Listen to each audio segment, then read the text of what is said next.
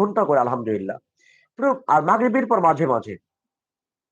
তো আমি ওই নাস্তিককে কি বলেছিলাম দেখেন, নাস্তিককে বলেছিলাম, ভাই আমাদের বিশ্বাস আল্লাহ আছে, ফেরেশতা আছে, জান্নাত আছে, জাহান্নাম আছে। এই যে ৭ আসমান আল্লাহ তৈরি করছে, কোরআনে পেয়েছি, হাদিসে পেয়েছি, আমরা মানতেছি।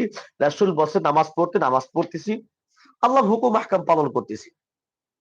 তবে যদি আল্লাহ না থাকে, ফেরেশতারা না থাকে, জান্নাত জাহান্নাম যদি না থাকে, আমরাও বাঁচবো, আপনারা বাঁচবেন।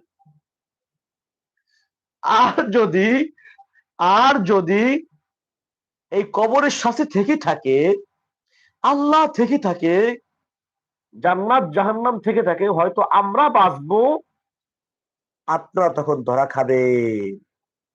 অতএব সব জায়গায় পণ্ডিতি করতে নাই। আল্লাহ তুমি আমাকে যারা প্রশ্ন করেছে, আল্লাহ তুমি তাদেরকে হেদায়েত দাও, আমাদেরকে হেদায়েত দাও।